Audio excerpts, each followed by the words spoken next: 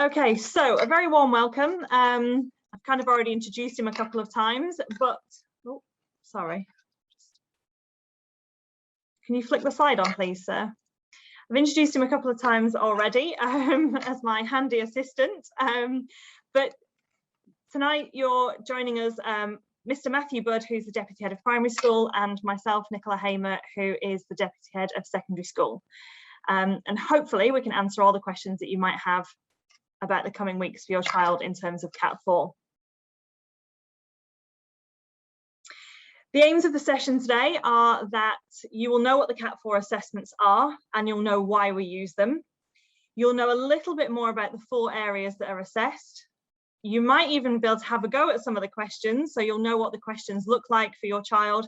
And then we'll start to talk about the parent report and what that means for you and how you can use it. But again, there'll be a further session on this in a few weeks' time, once you've got your results in front of you, and we can talk through them a lot more slowly in a lot more detail.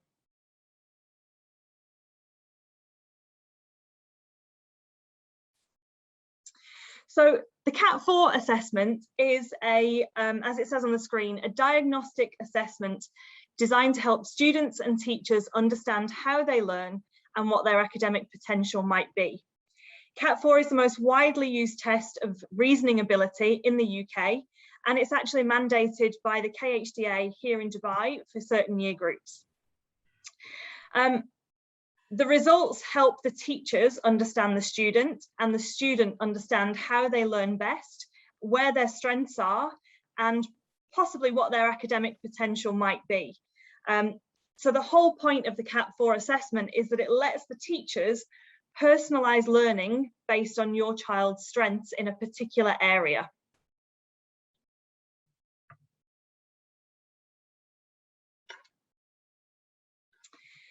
The test actually assesses 4 separate batteries, as we call them, or on 4 separate areas.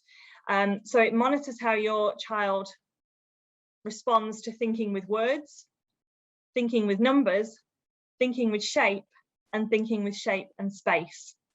Now, sorry, I probably should have said, if you have any questions along the way, feel free to put them in the comments and we'll get, or the chat, and we'll get back to you towards the end.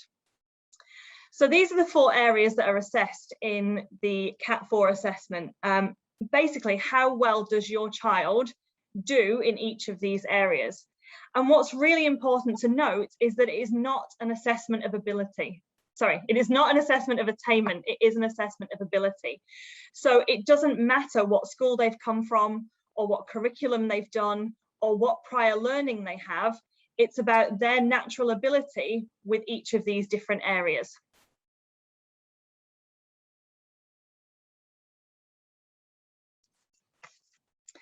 So just to really stress to you, the test requires no preparation. This is not something you can revise from, and it doesn't test what they know. It doesn't test what they've been taught in school up to now. They're able to access it regardless of their prior learning and schooling. It gives us an indication of how they learn and their strengths and their areas that they prefer to learn in. And the reason that we do it now is to make sure that we have that information at the start of the year, so that we can again tailor those lessons, personalise them for your child so that they can reach their full potential, because learning matches how they learn best.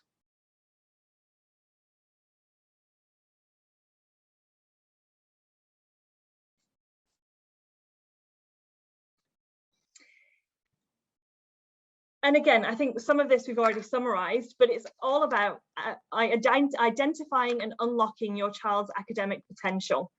If we can understand how your child thinks, we can then support them in subjects where maybe those skills are less strong, and it can make sure that we personalise the learning for them to really enhance their strengths.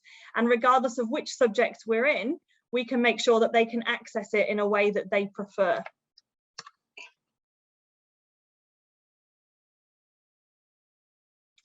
So this is an example of a verbal reasoning question, and this is probably quite indicative of why revision is not necessary for the CAT4 assessments that are coming up.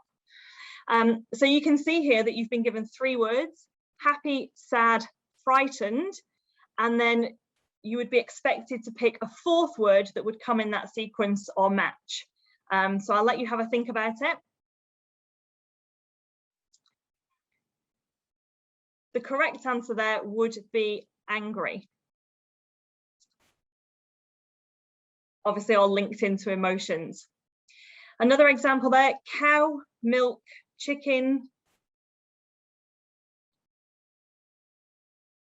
Hopefully all the parents are doing really well. And the answer there would be egg.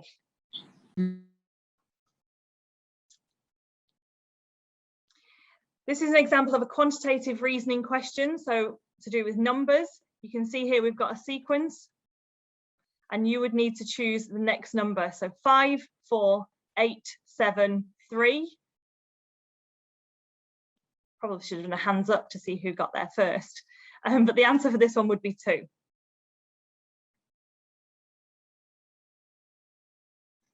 Another example: 5, 10, 15, 20.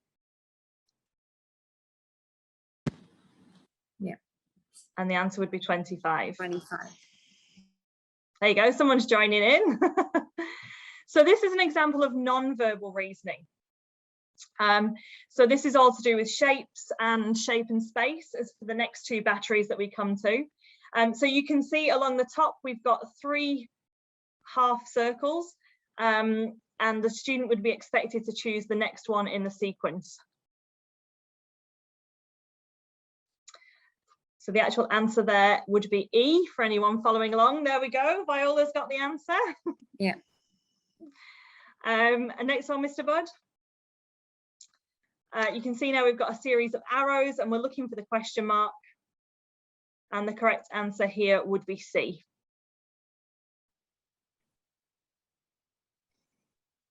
And again, just a further example, here's a figure. If what happens on the top row, which is going to be the final product, to the square down at the bottom. Mm-hmm. And the answer is E. And then the last one is the figure recognition. And the answer would be D. So hopefully, seeing those questions, you can see how we're assessing a student's ability in each of these areas, trying to find out where their natural ability is and how they think and how they process best. For some students, we find that they're very strong in verbal reasoning, others in different areas.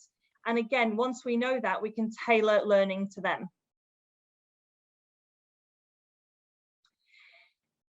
This is an example of a report that you would perhaps get in a few weeks' time. And you can see that this learner here has done particularly well in the verbal score. But actually, this child's done particularly well overall in terms of that they're above average in all 4 batteries. But knowing that they are so strong in the verbal section or the verbal battery, actually, we now know that they would much prefer to do work as written work. They're probably going to excel in subjects like languages, humanities, English.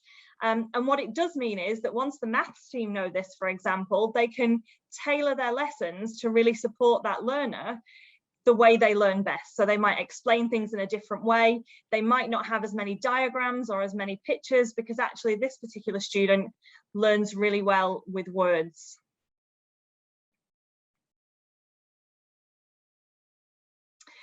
And I think a really good example here, you know, if as a parent, your child has a particular strength in the spatial battery, we would know that they are spatial thinkers. They can see the big picture. They're really good at understanding concepts. They're quite innovative. They're quite creative, probably really good at science, technology, engineering, maths. But actually, they might struggle with attention to detail, handwriting, and being a little bit more disorganized, perhaps. So again, as teachers and as learners, knowing that information means that we can really adapt and put strategies in place. We might help with organization. We might record their homework with them and really support them to make sure that we overcome those areas of perceived weakness and really make sure that we enhance their areas of strength.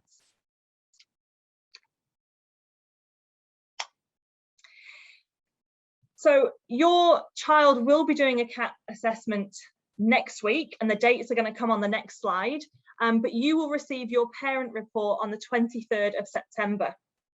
Now, myself and Mr. Budd will run a session that week also, where we can really dissect and go through the reports and really explain what they mean to you, what they mean to your child, and how you can then support your child. And I think it's really important at this stage to mention that the CAT assessment is not used to restrict the range of potential skills and possibilities for your child. We are aware that skills can develop over time, but what it tells us is how your child learns best at the moment, and then from there we can support them as much as possible, and so can you. And actually you can look to work on other areas so that those skills in other areas do improve over time. So depending on which year group your child is in, there's a schedule put in place.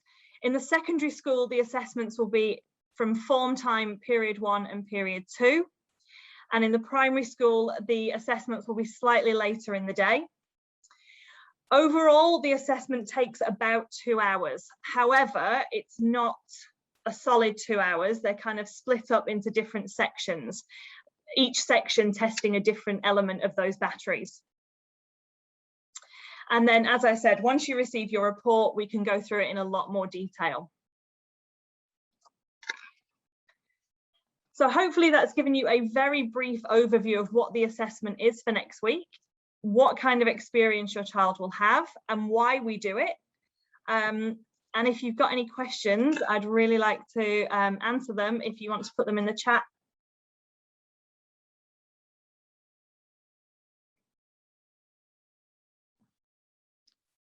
Nicola, do you want me to start looking through for some questions? I'll just find it in the chat for you now.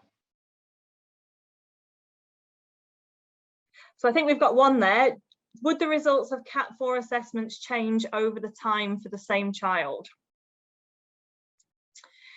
Yeah, we do the CAT4 assessments at different points in your child's career at the school or time at the school.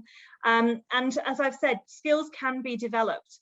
So it might be that your child has, let's say, perhaps a lower verbal score at the moment, so they're struggling with words and language, but over time, perhaps with extra work on knowing that that's an area that they struggle with a little bit more, then yeah, absolutely, those skills can be developed and we could get different results the next time they do the assessment. We've got a question, so I'm just going to go down. Would new students who have appeared for CAT4 as an entrance appear again for the same?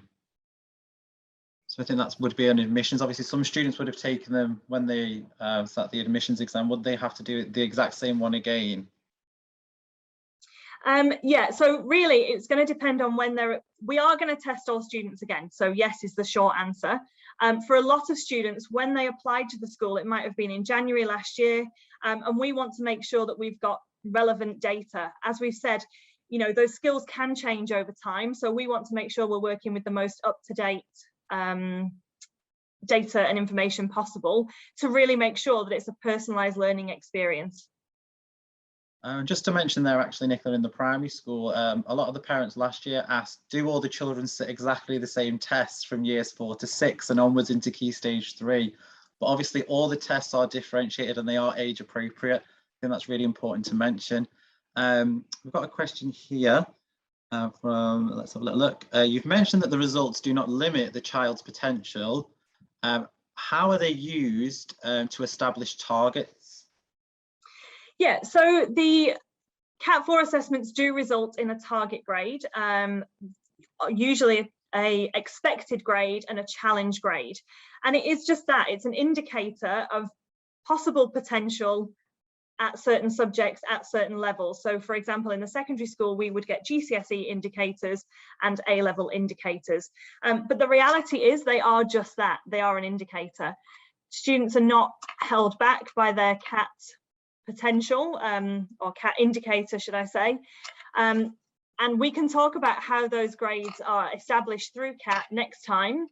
But the idea is that it gives you information. It gives you a possible expected and challenge grade for students in different subjects based on the areas of strength. So for example, the student we looked at earlier that had the very strong verbal score, they are likely to do better in English, humanities, MFL, for example, because of the way they learn. That's not to say they're not going to get a very good maths grade. That's absolutely not what we're saying. But at the moment, based on how they present, they're probably going to do really well in other subjects that are much more language and word orientated. Yeah, and then we've just got a follow-up question there, Nicola, as well, to say, is it possible for a child to achieve a higher grade from the start of the school year? And obviously at the English College, we have huge expectations, whether that be Key Stage 1, FS, Key Stage 3. This test, although it just set the targets, it's not used for attainment and progress. We use different methods for the academic. This is just for potential. Again, we would use it to measure against other assessments. We wouldn't go back to it and say, okay, they were here on CAT4 at the start of the year, where are they now at the end? They just do it at the very start of the year so we can see the potential and start setting those targets. Yeah, and I think it's really important to note that actually in the secondary school, we really do consider kind of how much extra value that we can add to a student. So they might have a prediction of a C grade at A level based on the CAT data, but we are still pushing that child to achieve the grade that we think that they can achieve. And we're really proud that actually large percentages of our students last year achieved more than their CAT grade. So it is just that, it's an indicator. Really good question here. My child's in year 10, hello Anu, and has taken these tests before. But this year, how will this test help prepare me for her GCSEs? And can the teachers inform and work with the parents before the reports are sent? Yeah, so we're going to send the reports quite quickly in September to make sure that you have the information in a timely manner so that you can, at the start of the academic year, think about the strategies that work really well for your child. And actually in the report, it talks about the way that your student learns best and what kind of strategies work well. So not only are we sharing it with you, but we're also sharing it with every single one of your child's teachers so that they know the best ways to get the most out of your child. So it's really very much a diagnostic tool for teachers so that they can plan and prepare and adapt their lessons to suit the needs of the students, and therefore your child should get the most out of their GCSEs as possible. And also when you get the report, obviously there'll be the session from Nicola and myself where we will go through and talk about how to dissect it and what all the different areas mean. But you can speak to class teachers and meet the teacher event that's happening in the next few weeks and meet the tutor. As Nicola said, it is shared with all staff, so they'll be pretty knowledgeable on the reports. And then I think another question has just come through here, Nicola, sorry. Are the CAT4 assessments used in the setting and grouping in maths and science, for example? And is it a baseline test for the sets? So basically, does it link to the sets and do we use them to help set children? Yeah, and I think it's one piece of a huge amount of data and information that we have. So yes, we do use it, but we also use lots and lots of other things as well. And obviously your science teachers and your maths teachers are the professionals that know your child. They also know the subject. So it is used, but there's lots of other things that go into that as well. Yeah. And we're really lucky as a school. We are a very data-rich school, I would say, that we do our formative assessments, we have our end-of-year assessments, GCSEs, A-levels, observations that happen day by day in FS. But what's great about all the different elements of our assessment at English College is it helps us to personalise our learning and get it right for the children in the classroom. And I think there's just one more message. Oh, we've got some thank yous here, very clear. Well done, Nicola, doing a great job. I think, yeah, thank you. I think that's all the questions I can see. It is worth mentioning as well, any previous tests that they have taken, whether that be through admissions or in the past, we are able to send that out to parents as well. Yeah. Oh, I've got another question. What happens when a CAT4 result changes significantly? So maybe year on year, they did well in one year and then it's not quite the same in the next. Yeah, I mean, I think often we'd see improvements in areas, and it would just mean that your strengths lie in different areas perhaps than they were in before, or you've developed a skill maybe that you didn't have quite as much of in the previous assessment.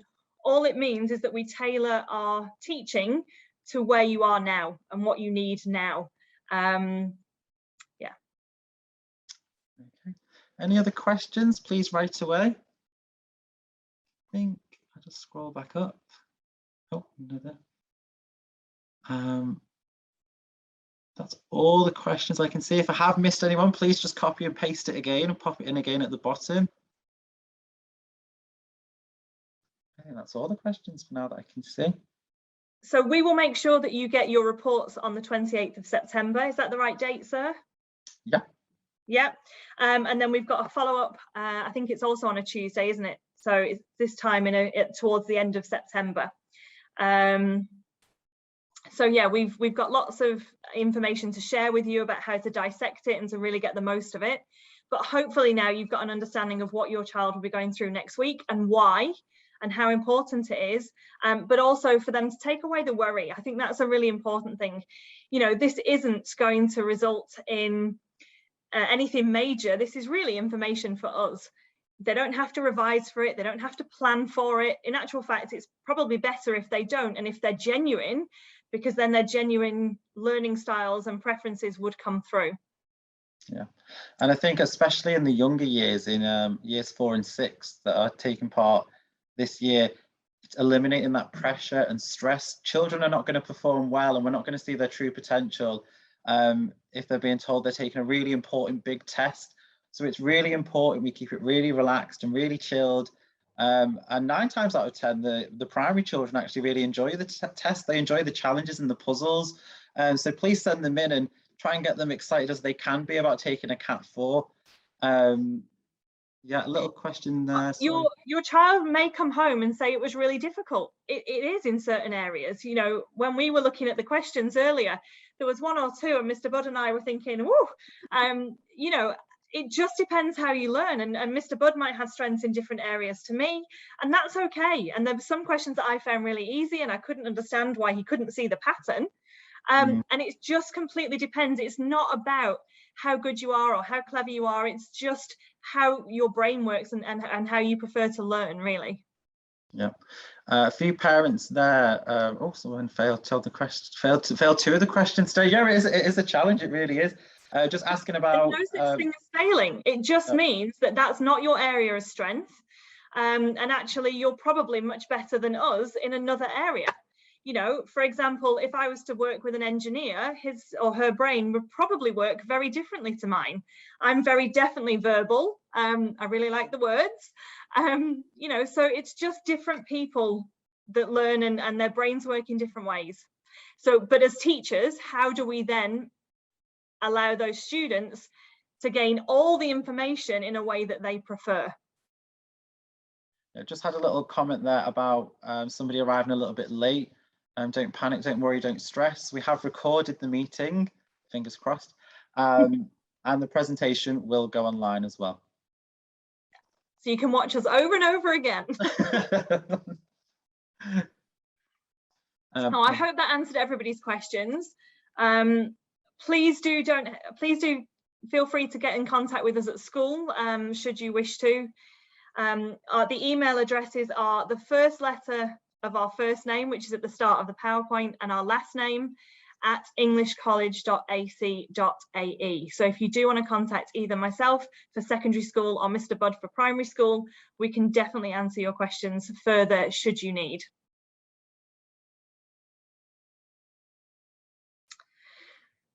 So Mr. Budd, if you and I hang around for a little while, if anyone's got any further questions, we'll be happy to answer them. And if not, thank you so much for attending the evening.